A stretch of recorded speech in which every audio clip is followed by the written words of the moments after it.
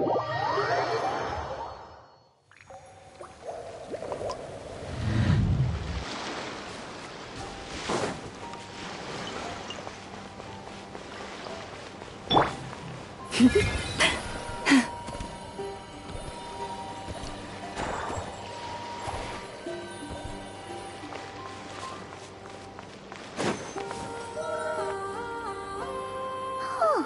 you think the others are making good progress? Hope it's all going smoothly. Oh, hey look! They made it back as well! Flint's! Llama! How did it all go? All is well, thank you. Nefer and Yehoda had to stay at the curatorium to wrap things up, so they won't be joining us for now. I ran into Miss Nefa and Miss Aino on the way back. Their work is still in progress, so I suspect they won't be back for a while either. You seem rather cheerful today, Mr. Flint's. I certainly am. I achieved what I set out to do and came away with more than I bargained for.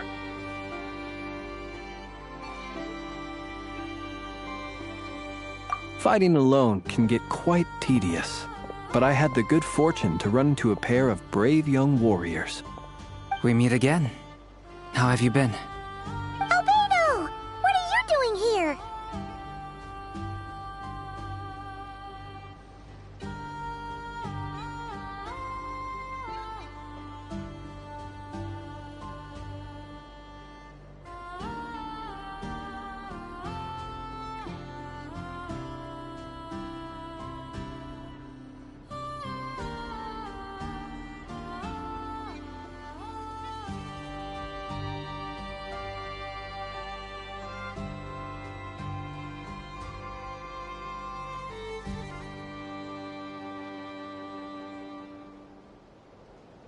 Thankfully, tracking you down turned out to be a lot simpler than we envisaged. These two courageously lent me a hand while I was fighting the Wild Hunt. When they told me they were Servarka's colleagues, it all made sense.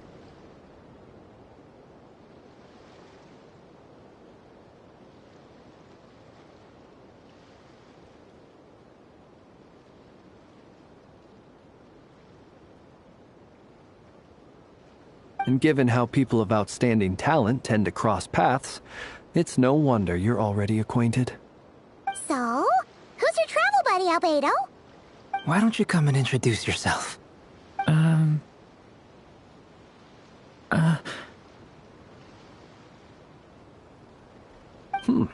A gentleman of few words, I see. And a rather stern countenance. I presumed you were acquainted with him. Is that not the case?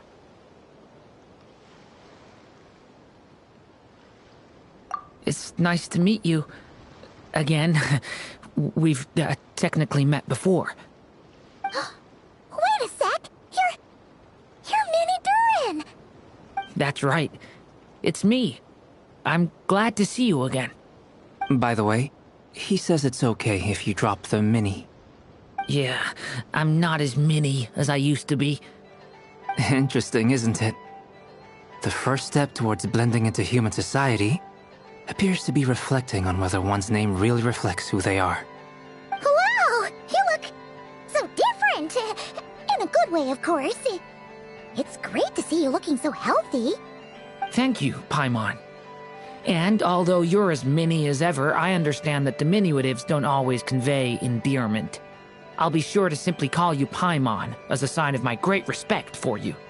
Wow! You're such a smooth talker now. Paimon could get used to this. From now on, you may refer to her as your esteemed guide, Paimon. Personally, I think our little Paimon is the perfect size. When people call her Little Paimon, it's just because she's so adorable that they can't help themselves. If that's not a sign of endearment, what is? You're absolutely right, Miss Lauma. My brother still has a long road ahead of him when it comes to understanding human relationships. Anyway, speaking of long journeys, didn't Columbina, leave with you? How come she isn't back yet? She's been catching up with old friends. Wouldn't be surprised if she stopped for a cup of tea, or 10, on the way back. Uh-oh. People are talking about me. Hope it's nothing negative.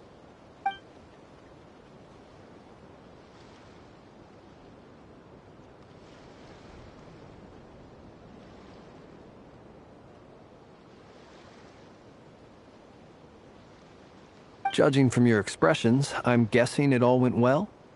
It's getting crowded here. I'll go grab some chairs. No need.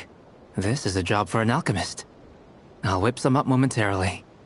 Thank you for your hospitality, ladies and gentlemen, but I was merely escorting my friends back. I'll be meeting Sandrone shortly, as we still have some things to discuss. It's been a pleasure, everyone. But this is where I'll say goodbye. We really appreciate your help. Oh, come on. Spare the formalities. I'm just glad I could help out some true friends. I understand. Well, bye for now, Harlequino.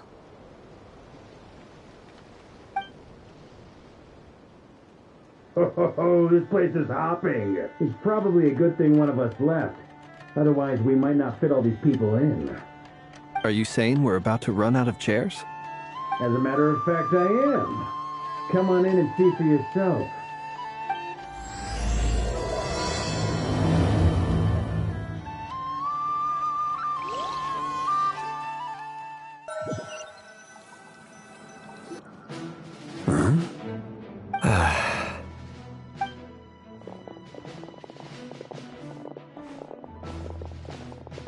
I overheard your little chit-chat outside, by the way. With Miss Columbina's colleague gone, we should be back to the original crew plus the other colleagues I brought in. Though, it looks like we have another new face. Someone else managed to rope in a colleague too? Frankly, you and Paimon are the only people I know here. This here is Deansliff, colleague of Teyvat's greatest guide, Paimon, and greatest adventurer, the Traveler. Well, not exactly colleagues, more sort of friends. When someone else jumps in to do the announcing, you know you're speaking to someone important. Let's hear what he has to say. Note to self. Once Paimon knows your name, the rest of the world will soon follow. When he comes looking for us, it's usually something important. Paimon's guessing you've heard about the Wild Hunt, then. From the looks of it, you're about to hold a meeting. If I were to say that the Wild Hunt is our mutual enemy, would that earn me a seat at the table? As the saying goes, the enemy of my enemy is my friend. Mr. Dainsliff, there's a seat with your name on it.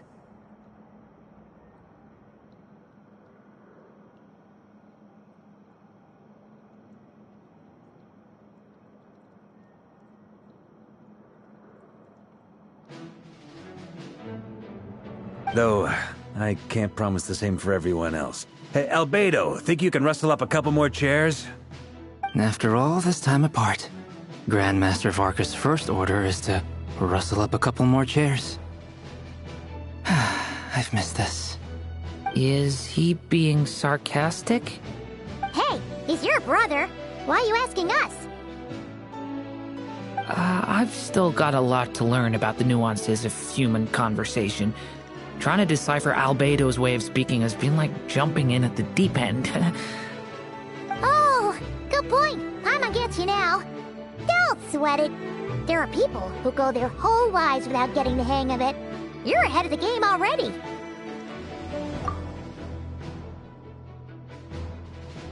I wonder what's taking Nefer so long. Perhaps you should go and check in with her. If anyone can hurry her along, it's you.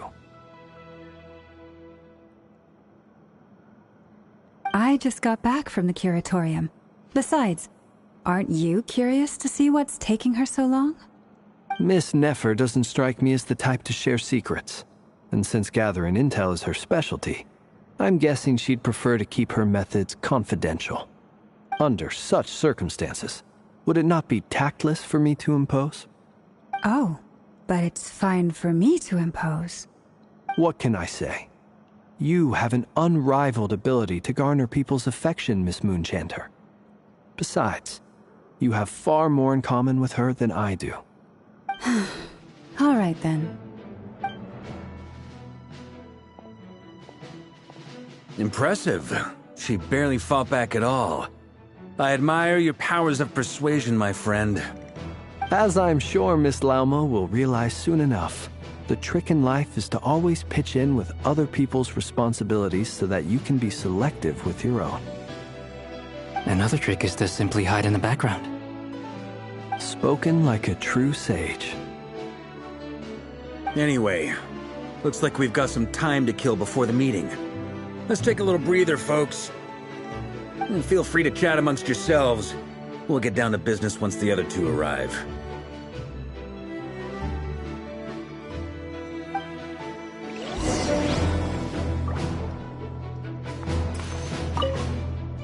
You're both awfully quiet. Why don't I start us off with an icebreaker? Much obliged. Have either of you ever had your portrait painted? If not, I'd be glad to help. That sounds like a lovely idea. You know how to paint, then? I dabble occasionally. He's an excellent painter. Tables, chairs, people, dragons, you name it. He'll paint it for you. I'm flattered. If I ever get the chance, I'd like to give it a try myself. I'll bear that in mind. Anyway, how about you, Durin? What sort of portrait would you prefer? Oh, I'd be fine with anything. Whatever style feels best to you. Very well. Then I'll play it by ear. You can replicate any style I want? I can try. If you show me a sample, I'll do my best to match it. Thank you. In that case, I'll dig up some reference material for you.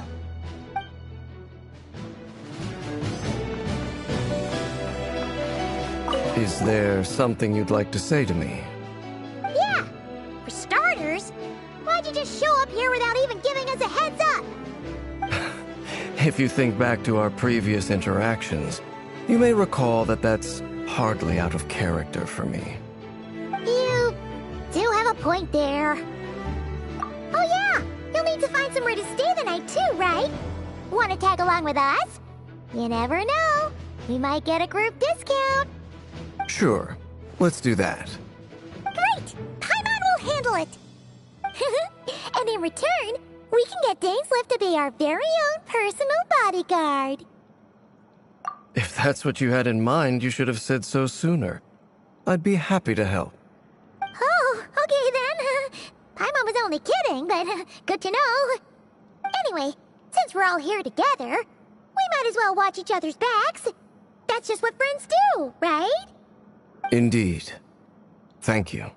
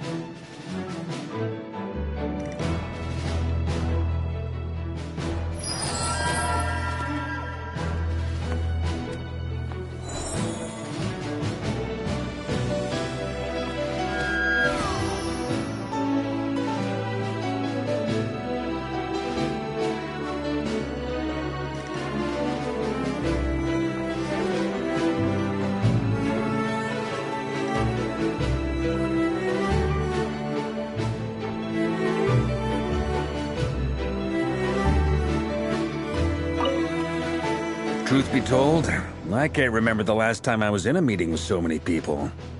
You're not alone there, my friend. The Lightkeepers also struggle to bring everyone together for a serious discussion. I don't doubt that.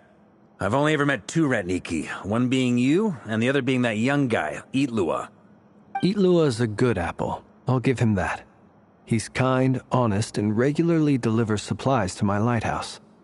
A true Ratnik to the core. In that sense, he puts me to shame. So you're what? A fake Ratnik? That's what it sounds like you're saying. But I get the feeling that's not quite what you meant.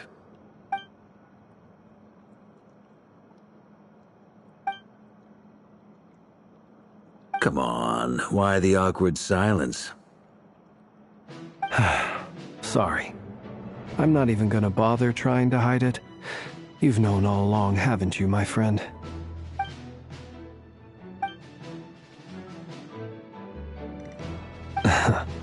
Now that was an awkward silence. Let's just keep this between ourselves. Probably best if Eloa doesn't know, huh? That goes without saying. Gotta be careful what you share with youngsters, after all. Anyone else in the know? Let me guess. The Traveler and Paimon? It's dangerous being too sharp for one's own good, you know. Then, in the name of the Animo Archon Barbados himself, I swear your secret's safe with me. When we went for drinks, you said that you and Barbados were practically best buds. In the light of that claim, do you really expect me to take your oath seriously? Of course. Just as long as you don't go spreading around the fact that I'm close with Barbados, all right? Fair enough, then. Nothing like a bit of mutual leverage to seal the bonds of friendship.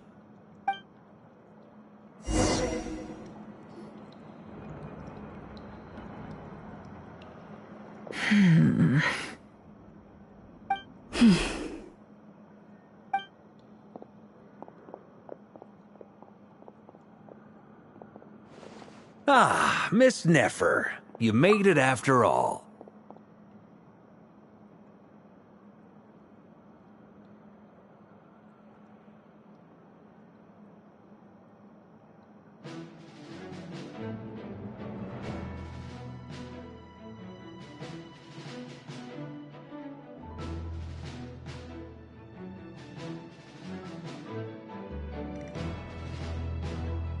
But what about Yehoda?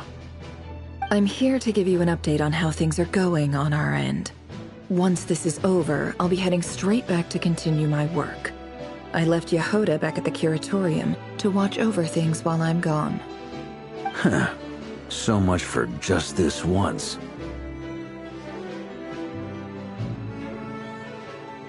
Shh! Not so loud! We're on a roll here! What if she remembers and suddenly decides to back out? Did you say something, Mr. Varka?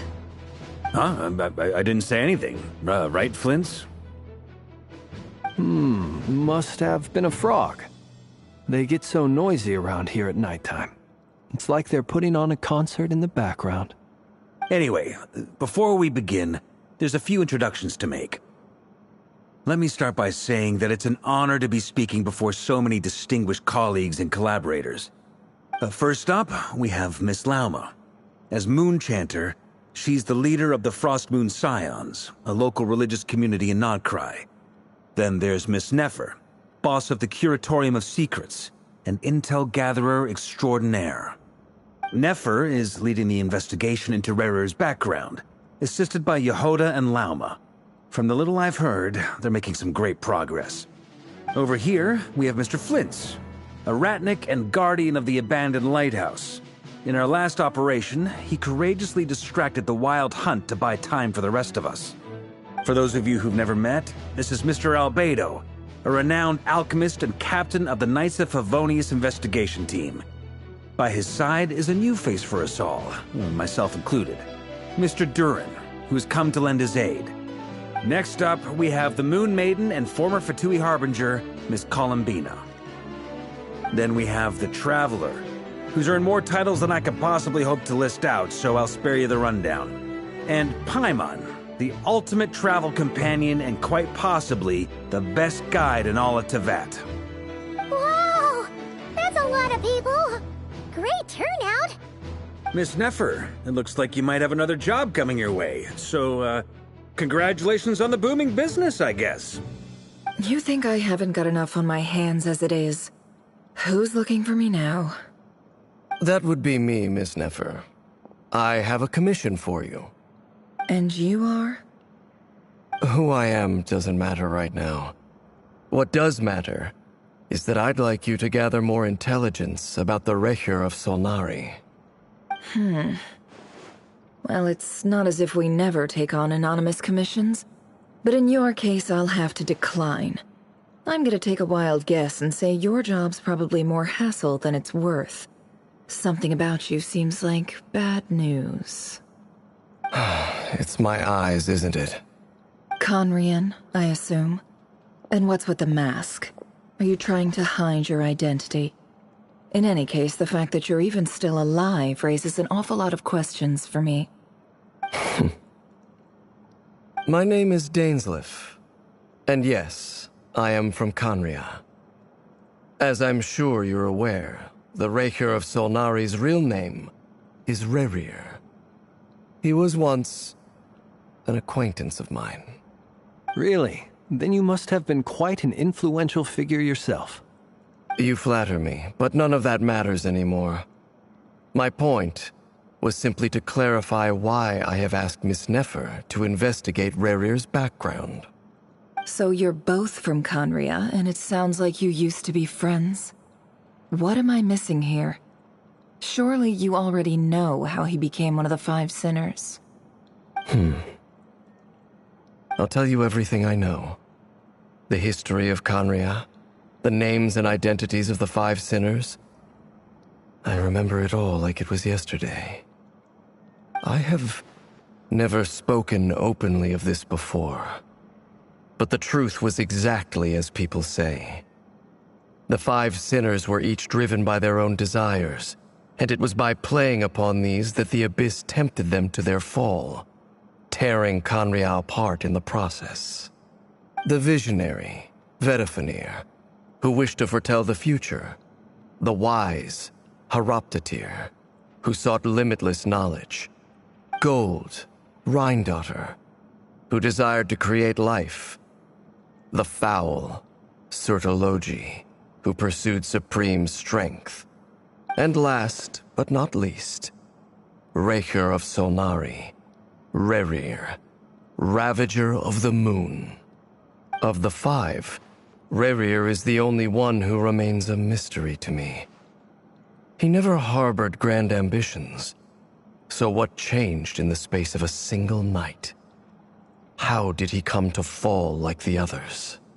In other words, you're saying that his change came as a shock to you, and you have no idea what actually happened? That's right. You mentioned how the Abyss tempted them, which led to their fall. But what did that look like in practice? And what other context can you give me about the events of that time? The more detail you can give me, the better. Strangely, now that it comes to it, I hardly know where to begin. The fateful night took place during the era of the Eclipse Dynasty.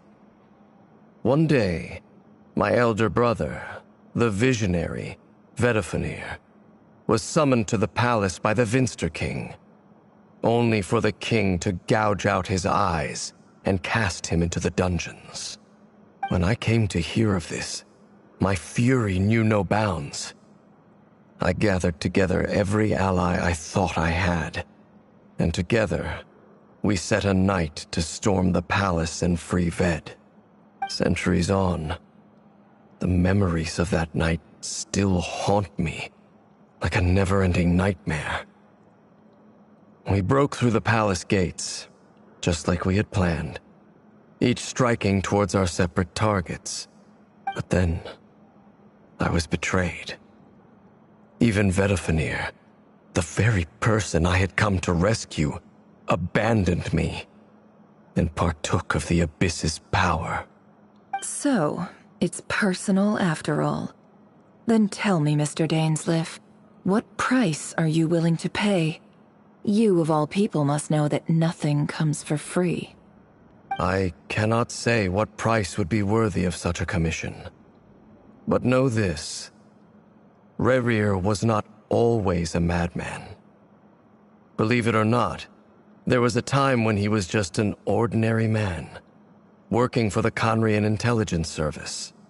Uncovering the truth of Rerir's past is the only way to unravel this mystery. But before you decide if you will accept my commission, I will tell you more about him. Enough, I hope, to help you plan your next move. Sounds pretty good to me. Feels like we just flagged down a random passerby only to discover he's actually a master strategist who has a score to settle with our enemy.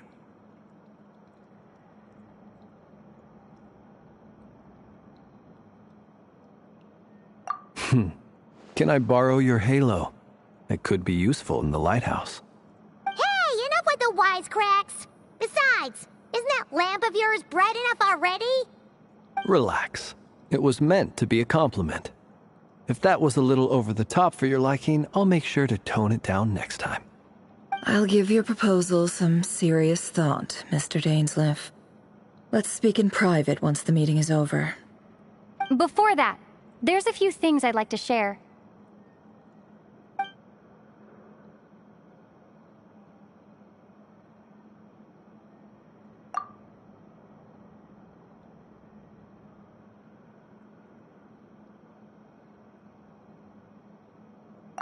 Now that we've united the hearts of the three moons, your power should be greatly enhanced.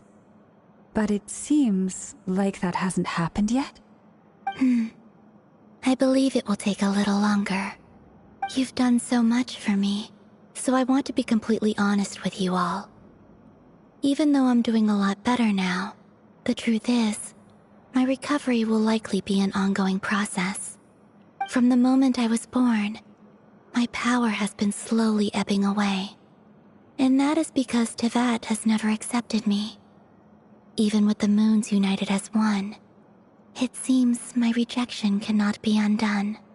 So far, I have yet to find a solution. It may turn out to be a problem that will plague me until the day I finally leave this place behind. Even so, I will do everything in my power to help you drive out the Ray here of Solnari.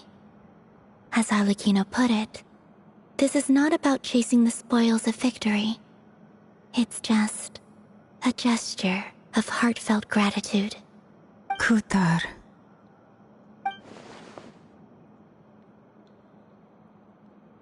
Defeating the Ray here of Solnari will be no easy task. While my strength slowly recovers, we'll also need to gather more intel. Naturally. We should take all the help we can get if we hope to defeat him. We've considered several viable plans now, but our choice hinges on the answers to a few key questions. Is it even possible to kill Rerir?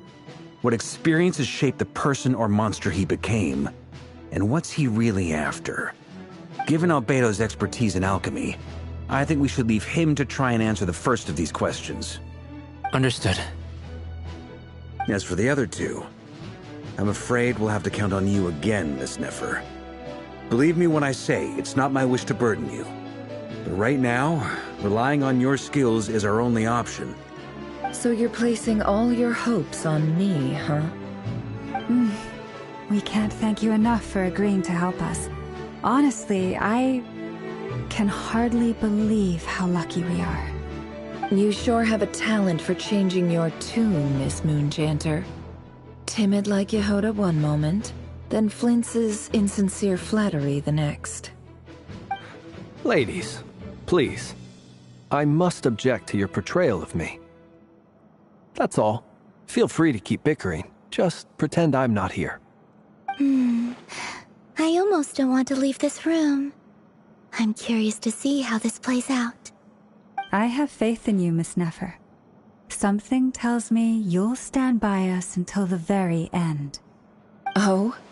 And what makes you so sure of that? What if I suddenly decide that my compensation is insufficient? This isn't about the money. I can sense that you've got a deep-seated distaste for Rerir. And knowing you, that alone is motive enough. Look at them getting along so well. Like two peas in a pod. And I'm the one they accuse of insincere flattery. There is no justice. Miss Lauma, you have to understand something. Unlike you, I don't actually enjoy having everyone's hopes on my shoulders. Is that right? Well, maybe the fact that I'm willing to put my hopes in other people says more about me than you. But the fact is, I also trust you. And that's because I know that you're someone we can count on. Anyway, we've got our plan, so let's get moving. Mr. Dainsleif, let's talk. And Traveler, once we're finished, if you've nothing else planned, I'd like you to come with me. This whole experience is teaching me a lot. For instance, I now know that when other issues come up in the future, I'll have far more luck getting Lauma to convince Miss Nefer than trying to do it myself. Hate to say it, friend, but that's one of the funniest things I've heard in a while. Why? You think I've got it wrong? Quite the opposite. But what makes it so hilarious is how long it's taken you to realize.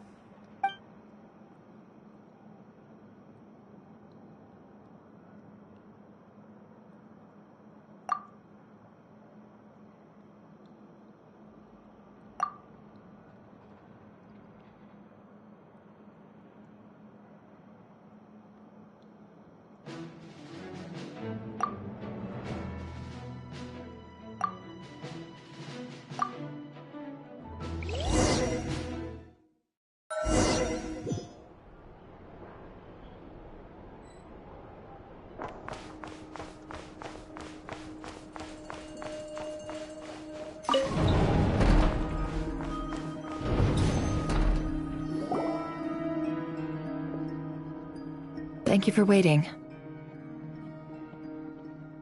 It's okay. We actually used the time to help Dainsleif get a room at the hotel. That's very considerate of you. Now, I trust you share my curiosity about Rarier's past, and you seem fairly familiar with Mr. Dainsleif already. We spoke at some length after the meeting. He was the one who suggested I should invite you to join this operation. He feels confident that these secrets will be safe with you. Dane has a lot of faith in us, that's for sure. Likewise. I appreciate that you got right on board without interrogating me about why I invited you. It shows that you trust me to explain everything in due course. That's because we know what you're capable of. We appreciate you too, Nefer. You might have been forced to help in the beginning, but this time, it was your choice. That's one way to put it. Another is this, that once a decision's been made, it's set in stone. After that, my only goal is to see it through. Alright, so here's how it is. I'm going to access Rarier's thoughts again using my confidential method. Now, I'm sure you've seen things like this before on your travels, so you're surely well aware of how dangerous it can be. The reason I've gathered you all here is to ensure my safety during the proceedings. I plan for us to enter the fragment of his consciousness together, and once inside, I will focus on searching for information. Think of this as a diving expedition into someone's brain. If I'm the diver, you are my safety equipment, tasked with keeping me alive while I'm under the surface. Once the ceremony begins, we will all be spying on privileged information. But in the interests of safety, you must remain absolutely silent at all times. We will discuss our observations after the ceremony has concluded. Lastly, any individuals of a weaker constitution are advised not to partake in the ceremony. In any case, Paimon has her own job to do, which requires staying in the room, but not joining the ceremony.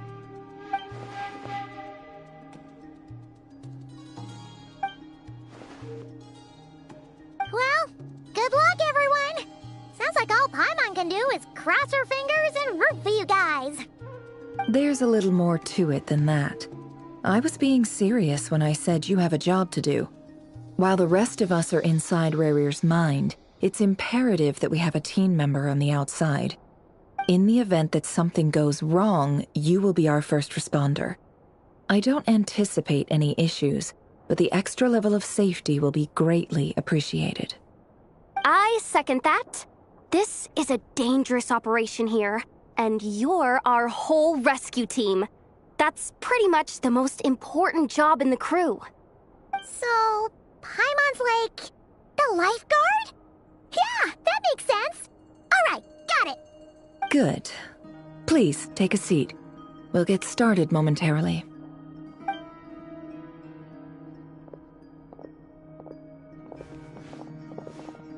So, did Mr. Dainsleif tell you anything else? He told me that he believes Rarier kept some big secrets in his life. He's not sure that they were the cause of his eventual downfall, but he's asked me to uncover what those secrets were all the same. But surely you're not planning to go through with this, no matter the cost. If you think that, you'd be overestimating me. I'm a businesswoman, not a mercenary. But I do have my own professional reasons for taking this job. You think I'd turn down the opportunity to get a first-hand glimpse into Conrian history? No chance. Well, as long as you don't let morbid curiosity get in the way of safety concerns, we're good. We'll do whatever we can to help you. You're such a killjoy.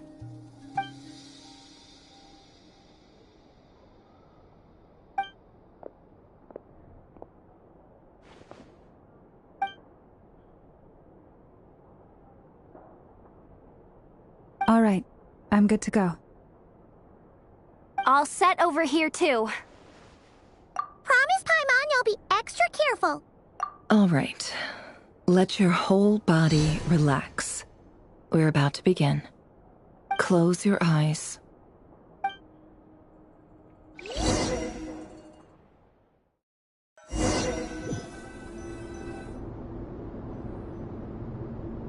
Phew. Could this be his office? Pretty standard setup. Bookshelves, paperwork, files. According to Dainsleif, Rarier used to be an intelligence operative. Chances are there's plenty of top-secret intel stashed away in this room. Is this where you keep your secrets, Rarier? Can't say I'm not looking forward to this.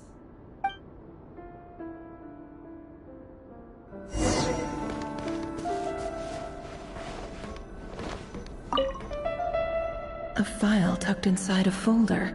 The title reads, Dear Breakfast Shop Owner. It's a list of names. But at this stage, I have no idea who any of them even are.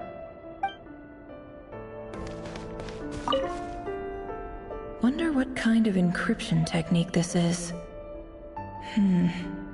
Seems like it has to be inserted into that camouflage device nearby. Aha! It's an audio recording. Please, hear me out. I can't shake this feeling that someone's been spying on our house. No, I'm not being paranoid. It's true. I saw someone dressed in all black. It was a couple of days back, but that was on another street, not near my house. I swear, I know what I saw.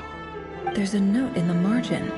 Surveillance of the Runfarther residence has concluded. We apprehended the target and filed the mission report last night. Could the voice in the recording belong to one of Rarier's targets?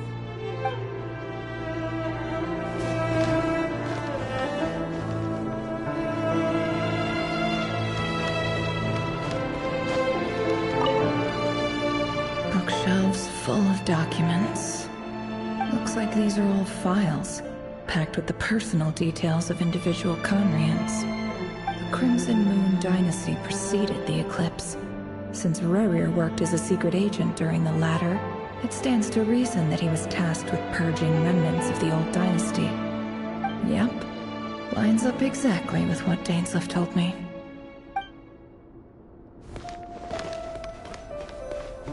He looks even gloomier than last time.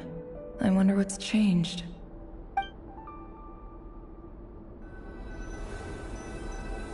He looks even gloomier than last...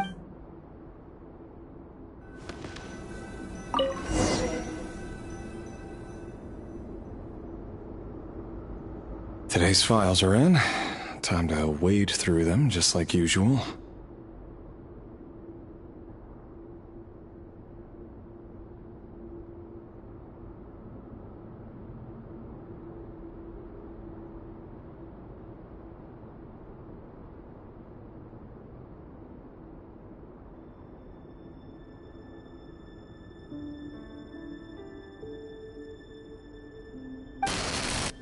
Male, 51. Occupation, cook. confirmed Crimson Moon descendant. Has maintained frequent contact with other descendants over the past year. Poses a threat to the dynasty. Neutralized on...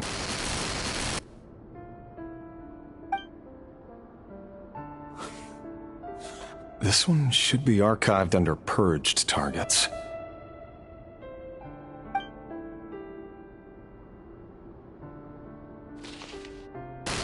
Female, 23. Occupation, office clerk. Confirmed Crimson Moon descendant. Has maintained frequent contact with other descendants over the past year. Poses a threat to the dynasty. Neutralized on...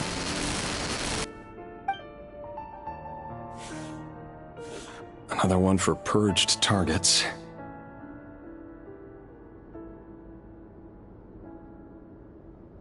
Sounds like she was that other man's daughter. Never mind. What's it got to do with me?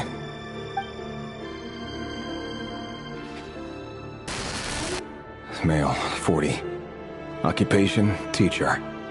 Confirmed Crimson Moon descendant. Has been observed making contact with other descendants during the past year. Poses a threat to the dynasty. Neutralized on...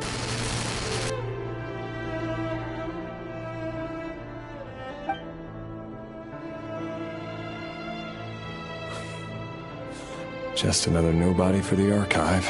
Come to think of it, I remember surveilling this man. A case like his never would have been considered a priority in the past. Huh. He barely even interacted with other Crimson Moon descendants. Female, 16. Occupation, none. Orphan and confirmed Crimson Moon descendant. Has been observed making contact with other descendants during the past year. Poses a threat to the dynasty. Neutralized on... Filed. I have no recollection of this girl. None whatsoever.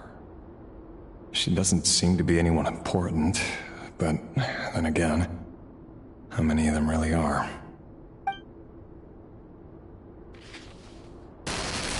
Female, 13. Occupation, none. Orphan and confirmed Crimson Moon descendant. Has been observed making contact with other neutralized and... Filed.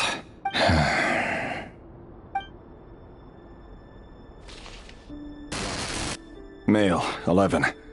Occupation, none. Orphan and confirmed Crimson Moon descendant. Has not been observed making any contact with other descendants during the past year. Neutralized and...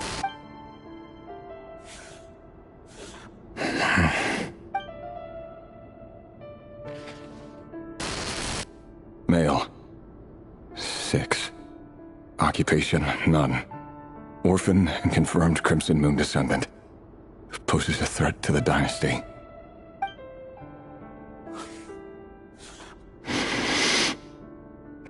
It's funny, isn't it? Your job is becoming both harder and easier at the same time, depending on how you look at it. Sooner or later, the Crimson Moon descendants will be completely wiped out. But as their numbers dwindle, they become harder and harder to track down. That's not how it is. Fortunately, however, most of the able-bodied adults have already been taken care of. The remaining weaklings will be increasingly easy to deal with. No! No. My job is to ensure the survival of the Eclipse Dynasty. And the only way to do that is by eliminating any and all potential threats. It's a perfectly legitimate line of work. Every single one of my colleagues can attest to my fairness. And if my friends were aware of the facts, I know they'd back me up too. Assuming, of course, that they were aware of all the facts.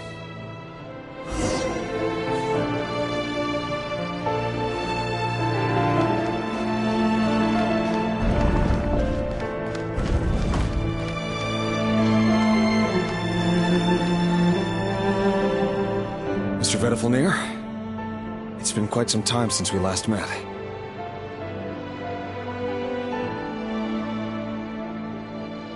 Rerir, I trust you're here because you have something important to discuss.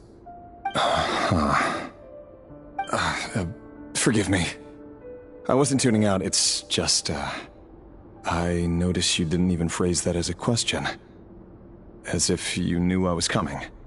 Tell me, does someone in your position ever feel the need to ask questions at all? It is indeed within my power to foresee certain things. Things like your arrival. I was just thinking. It won't be long before I'll be inviting both you and Dane to my wedding. That isn't a lie, but nor is it a fact as such. It's a wish, isn't it? No fooling a prophet, is there? Ever since that day we met for drinks, I knew it was only a matter of time before you came looking for me. Does it feel good? Knowing how the future will unfold. I'm afraid the notions of good and bad fail to capture the complexity of what such a power entails. Once you've seen what will come to pass, it can be all too easy to succumb to fear and melancholy. Unless, of course, you learn to abandon these feelings.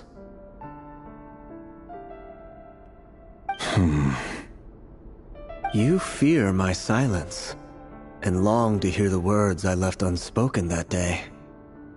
That's right. You must have noticed my reluctance to broach the subject, and the reason is simple. Because the truth could never have lived up to your hopes. For both our sakes, such words are better left unsaid. The burden of prophecy was never meant for your shoulders. So who exactly do you deem worthy to hear your prophecies?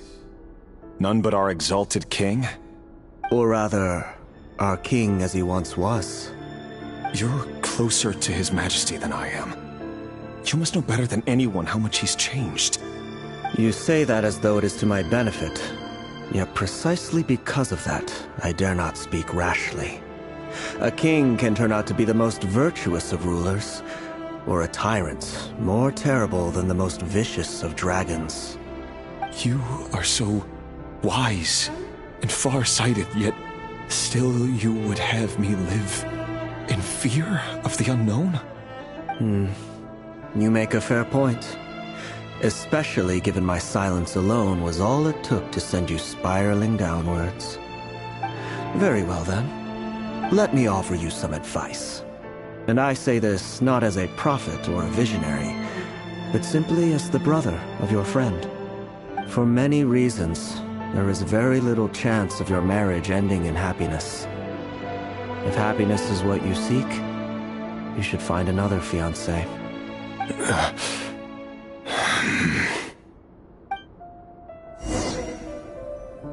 Hold on. There's that same black fog again. Could this memory belong to Thelindis? Guess I'd better tread carefully.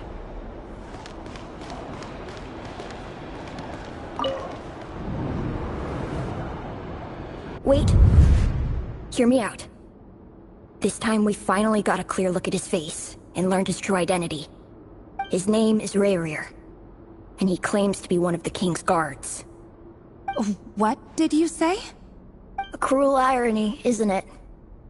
The man you're set to marry leads a double life as a brutal executioner. Why are you telling me all of this now? Simple. It's because I want you to kill him. You are the only person he would never suspect. No, absolutely not. I would never dream of doing such a despicable thing. So you'll just stand by and watch him slaughter us to the last? Do not forget that the blood of the Crimson Moon flows in your veins too. The blood of the Crimson Moon? What does that matter now? The dynasty has long been dead and gone. You think that alone is reason enough for me to throw away everything I have? Why wouldn't it be? You two were once a child of the Crimson Moon, just like me. Don't tell me you've never felt so much as a flicker of fury for the way we were trampled into the dust. as long as you promise to abandon this pipe dream of restoring your dynasty, I can try to persuade him. Or have him persuade the Vinster King. Persuade the Vinster King? Do you even know why he's so obsessed with hunting us down? Why he keeps trying to force us to hand over our secrets? Over and over again?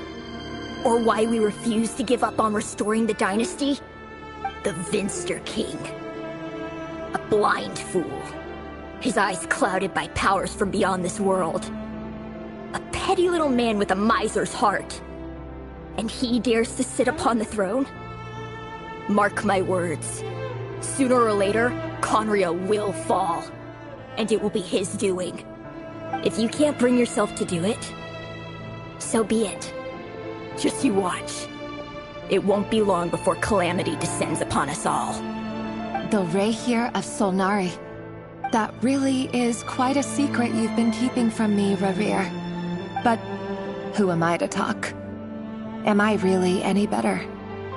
I've kept my own past a secret this whole time, too. Love should be built on honesty. But ours was born from lies. And yet... is it really so wrong to hide things that would only make life harder?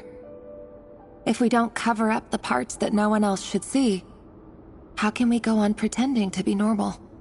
Vedifulnir must have known all this. And that's why he made his prophecy. In the end, nothing stays hidden forever.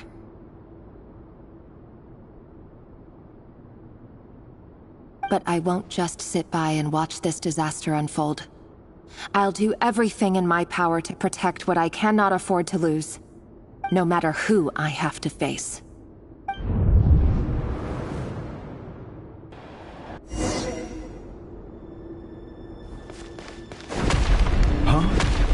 Was that Revere who just walked past the window? Doesn't it give you the chills that he still takes the same route to work every day, as if nothing ever happened? Those people at the deli. Enough already. They're clearly pretty taken by their own disguises, so just smile and play along. Pull the rug from under beasts like that, and you risk having your throat torn out. Deli? Oh. They're talking about those people from the opposition. Right. I'd almost forgotten they used to run a deli. People of no consequence always vanish so easily. And no one even remembers them.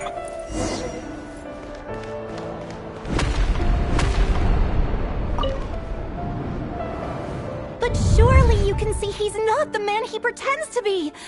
So many have died already, and they say that the king's madness grows with each passing day. We're not going to survive this, are we? But why does it have to be this way? Do we really deserve to die just because of the blood that runs through our veins? Thelindis, are you even listening? Sorry, Freether. My mind was off wandering.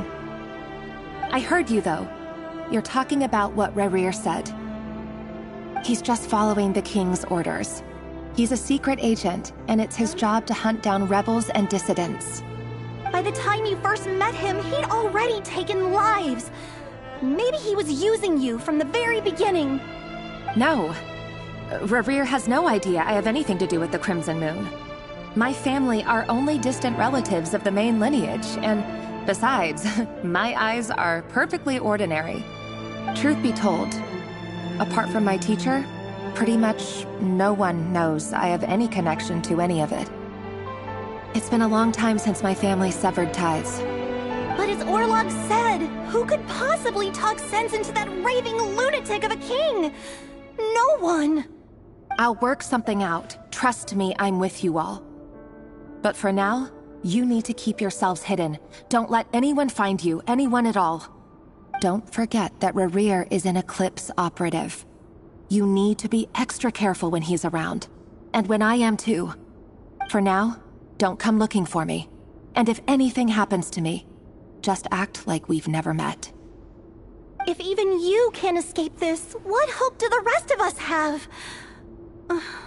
But after all this time together, surely he wouldn't lay a hand on you. I won't speak in his defense, nor can I give you a clear answer to that question. But I'll do everything I can to put an end to this. Here, hold on to this. If an opportunity to escape presents itself, take it. You'll be glad you took some spare change. You call that change? But what about you? I've got a job, and there's still money coming in. But you can't go anywhere right now. Please think about yourself for once.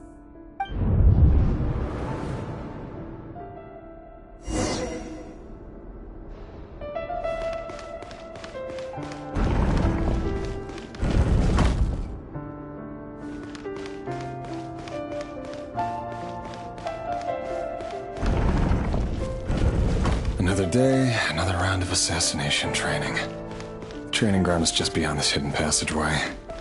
When you kill a person, doesn't it bother you when you end up covered in their blood? Why would it? Aren't we all just walking blood bags?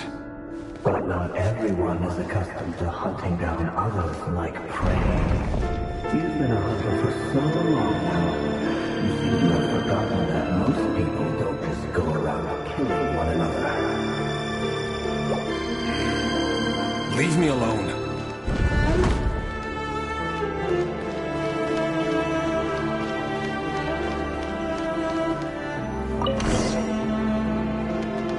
Make sure you have a firm grip on the handle. Then choose your angle well. Keep your movements light and brisk. And the prey won't sense a thing. I doubt that. I'll bet no one ever died a quiet death at your hand. I work clean. No traces.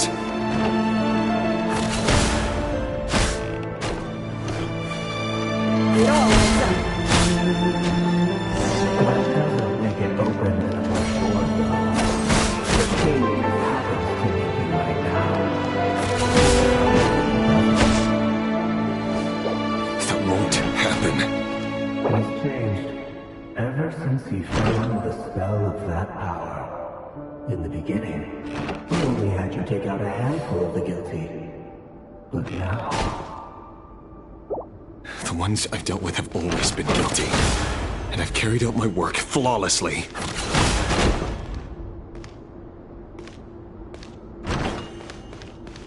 Can't hide the truth.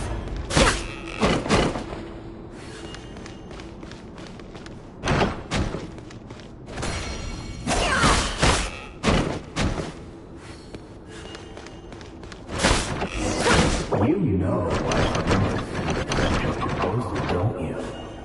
Was it because she didn't trust you? Or something else? No!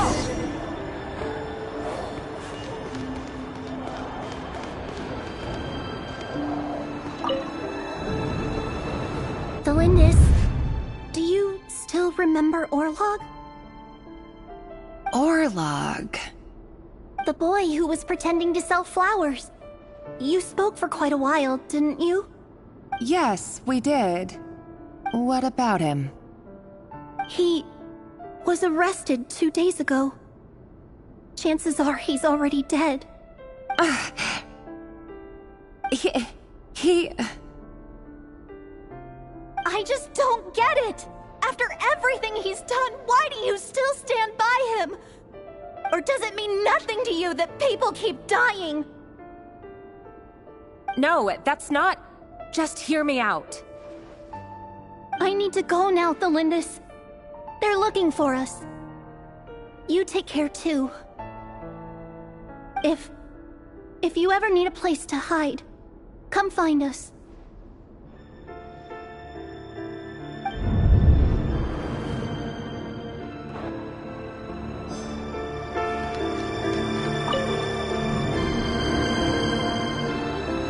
Author Thelindis.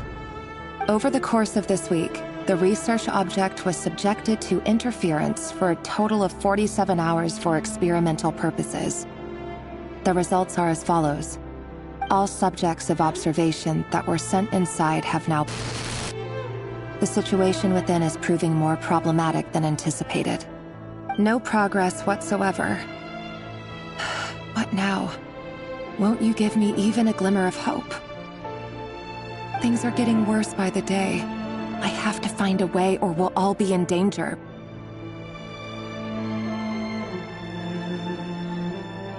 But I... If all this research comes to nothing, what then? Sooner or later, it'll be my neck on the line.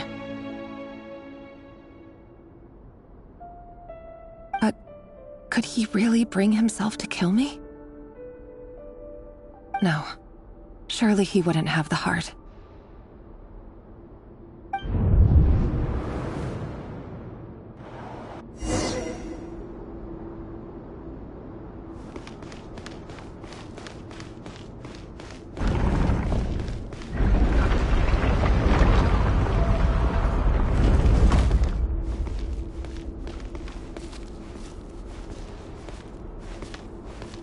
Why won't you just let us go?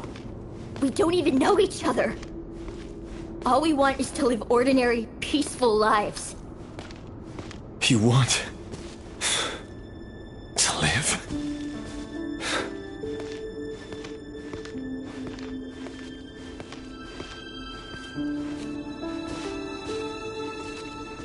Yes. I just want to go on living.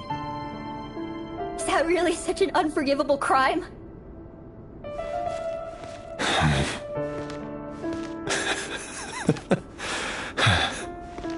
You want to go on living. I want to keep living too. To keep living forever. That's why I have no choice but to continue on the path I'm on. If only some savior would suddenly swoop down and change the way the world is. Too bad that's not going to happen. Imagine that. If there really were such a person, you and I wouldn't be standing here like this, would we?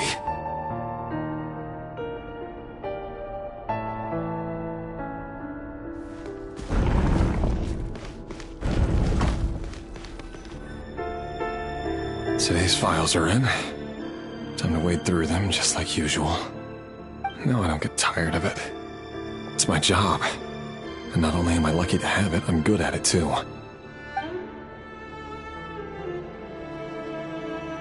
Huh. Wait. That's...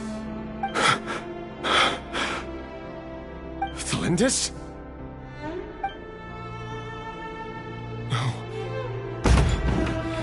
No. No! Why? But you bear no mark of the Crimson Moon. How could you possibly have anything to do with them? It cannot be. A diluted bloodline. Carefully concealed. I see it now. You've been living in the shadows just like me. What a fool I've been. Numbing myself with talk of justice. Even imagining my friends would back me up. But in the end, Irminsul. Finster King! How far are you going to take this? From the direct bloodline to secondary offshoots? And then what? Today it's the descendants of the Crimson Moon. Who will it be tomorrow? Will you not rest until everyone down here is dead? No. This cannot go on. This is where it ends.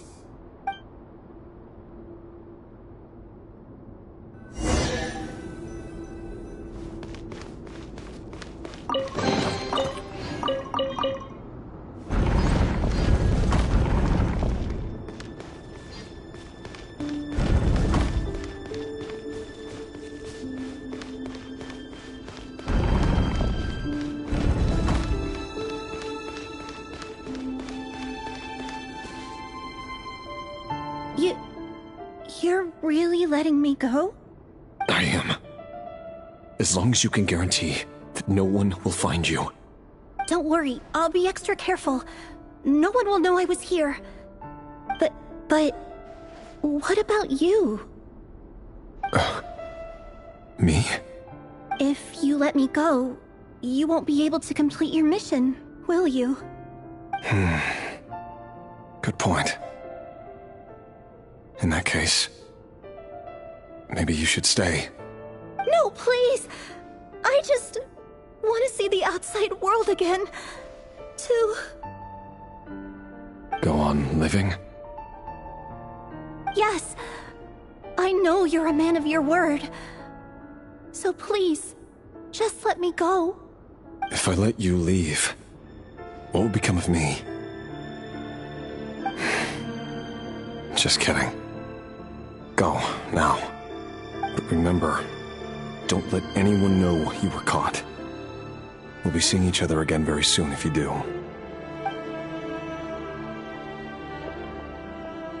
Even shadows in the dark must live by a code. But you can't save everyone. You've been whispering in my ear for days now, Vedifalnir. What are you trying to do? Break me down? I only say this because you long for an answer to your problems. Let her go, Rerir, or you risk losing everything. I will not abandon Thelindis. Then you'll need a little more vigilance and a lot more power. The world is changing, Rerir. Keep your eyes peeled for your moment of opportunity. That voice used to be so unclear. But now I know exactly whose it is. It's Vedifalnir. He won't tell me how to actually resolve any of this, but he keeps trying to manipulate me like a puppet. What's his game here? Tell me then. What will this moment of opportunity look like? And... no answer. He's like a ghost. Always disturbing me when I'm on edge, but never answering when I need him most. So, the Eclipse Dynasty was purging, well, massacring the descendants of the Crimson Moon. And it seems like it was all connected to the Vinster King's research. The King's obsession with abyssal power left the future of Conria hanging in the balance. No wonder every aspect of Rerir's life was so unstable. And it looks like this Thelindis, Rerir's would-be fiancée, herself belonged to a sub-branch of the Crimson Moon Dynasty's descendants. It almost defies belief that a couple like them could hide the truth from each other for so long. If the Vinster King hadn't intervened in such a drastic way, they might have gone on deceiving each other for the rest of their lives. And why does Vedifalnir, Daneslif's older brother, keep talking in Rerir's head? This guy kept more secrets than I ever imagined. The human mind is like a vast desert of shifting sands. When you follow the flow of someone's memories, you only ever see the parts they're willing to let surface. Time for something a bit more creative. We've been inside Rerir's mind this whole time, building up a picture of his psyche. There's already enough clues on the board to start reading between the lines and mapping out the rest. Now, we can finally begin to put the pieces together. Sure, it'll only be a reconstruction, part simulation, part reasoning, but it's usually pretty accurate. Once we've built up a cognitive profile, we just need to cross-check the logic behind his actions. And then we'll be able to take a sneak peek at whatever it is that Rerir has really been hiding.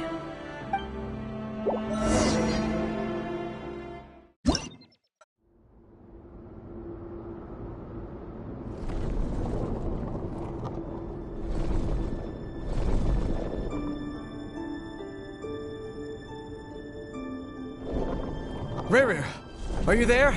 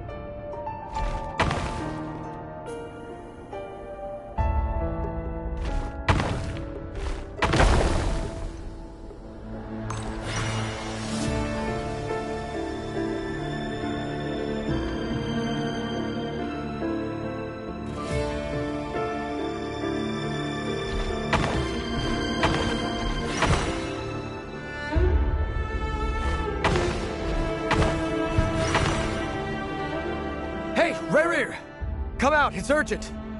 Dane? What's wrong? Quick, come with me. I'll explain everything once we've met up with the others. Okay. I'll come. But the Lindis is still over at the Universitas. I'll need to leave her a note. All right then, but make it quick. I've never seen Dane so worked up before.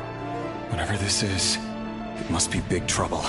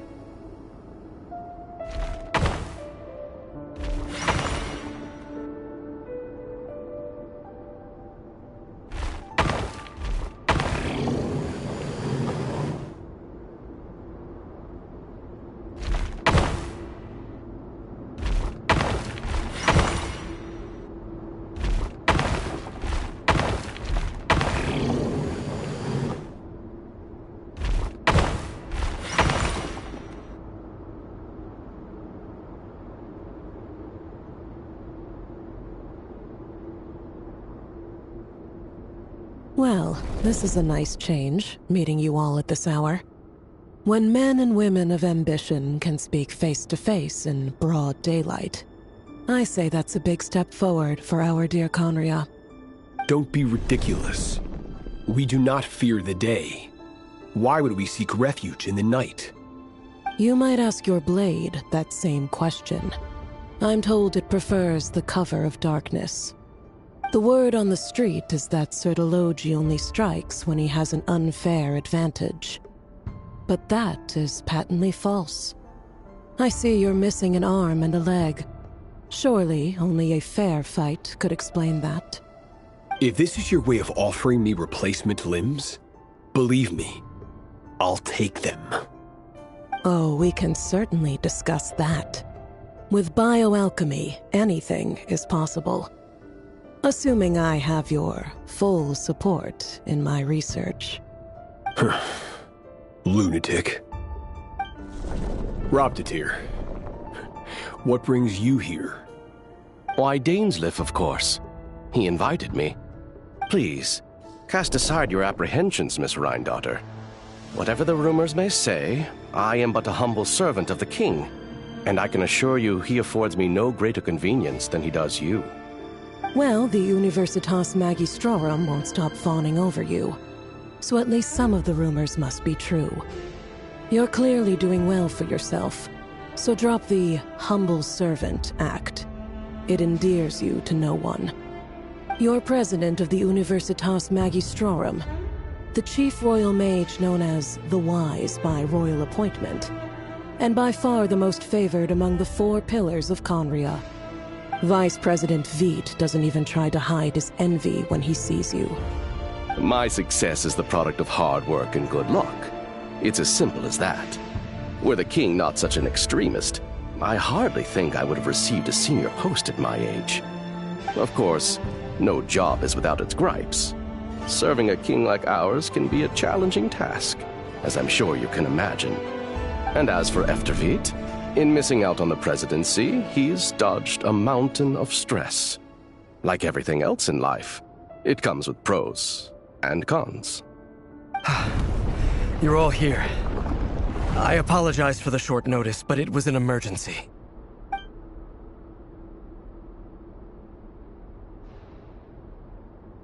You must be Rarir. Mr. Sertologi. Yes, I handled your case file during your sentencing. Nothing personal, of course. I'm pleasantly surprised that you remember me. You're clearly a person of substance if you've been invited here.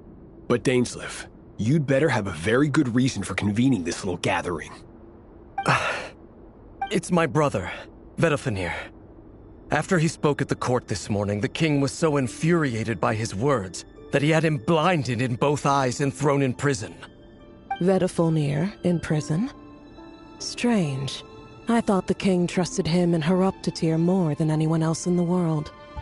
Does this mean the king's circle of trust just got even smaller? It has nothing to do with trust. It's about what the king wants, which is as clear as day to anyone paying attention. I simply appease him, because it's in the best interests of the Universitas Magistrorum. And also because you're slimy. Vedifulnir, perhaps less so. But still, a visionless visionary? It rather inclines me to think that qualifications are not what get you ahead in Conria. Do you honestly think this is an important discussion to be having right now? Dane, what are you planning to do? Rescue Vedifulnir, I assume. Correct. It will mean storming the palace by force. Tonight. I need all of you on my side. That's far too dangerous.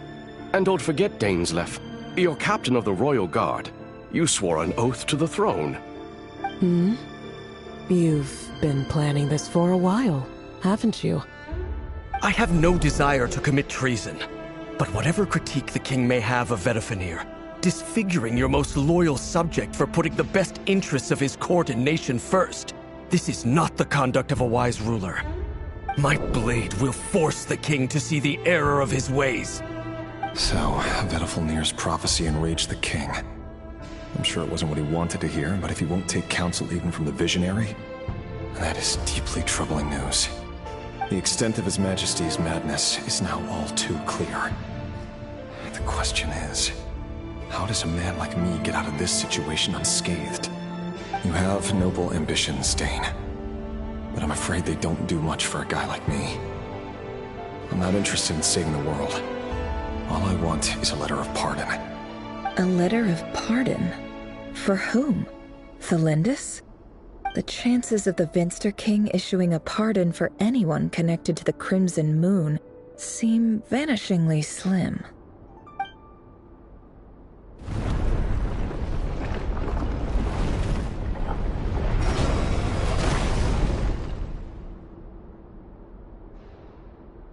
This black fog over the board must have some connection to Thelindis. But why is it taking this form? Does it have something to do with Rarir's past? Another mystery I'll need to unravel.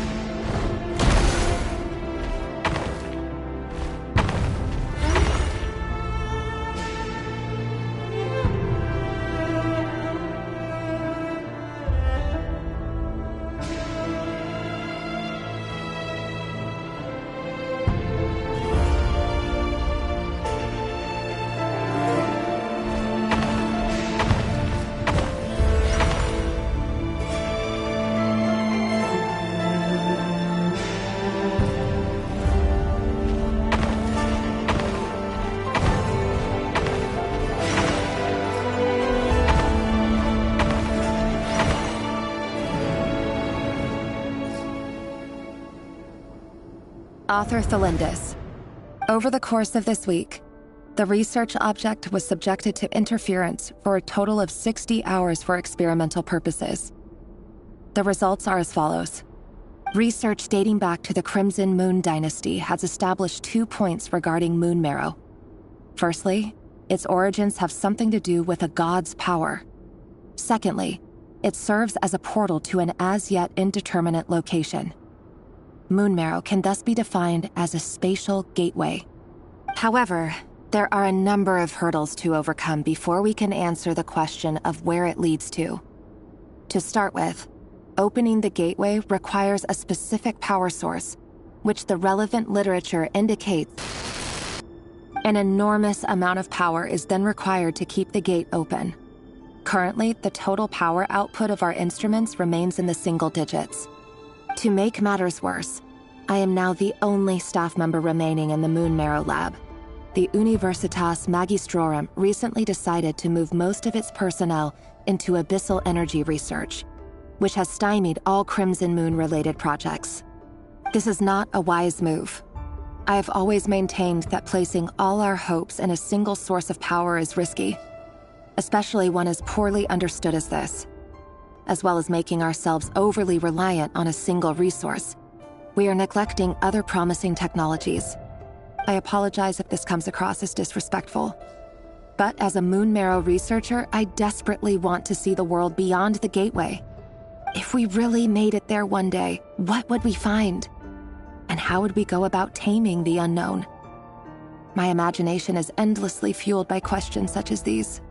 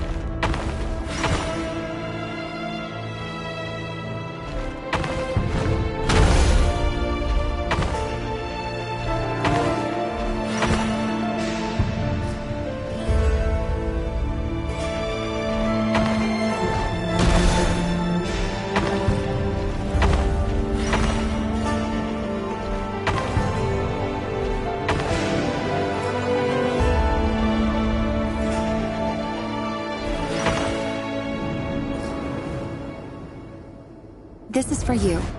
I heard you're gonna leave the city with your parents. The Lindis...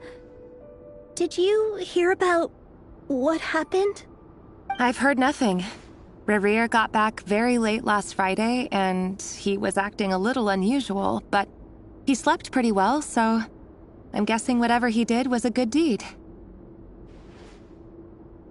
You never saw him, and I don't know what he did. And this conversation never happened. You understand? What if he finds out that you pried into his secrets? Don't be silly. I don't know what secrets he does or doesn't have. All I know is he's just a normal guy who happens to run some errands for the king. Are you scared of him? I don't know. The Rerir I know doesn't match the person you all describe. Logically, I should be scared of him. And yet, I don't want to lose him. But enough about that. You should get going, and be careful with the package I gave you. Keep it secret. Keep it safe. What's in it? A piece of the moon. All you need to know is that as long as you keep it safe, then in the future, everyone will be able to see a red moon. A red moon? You mean... our moon? That's right. Our moon. Promise me you'll look after it. I promise, the Lindis. The Crimson Moon bloodline will never die out. Its light, the color of blood, will become like a fire that flows in our veins, no matter how long it takes.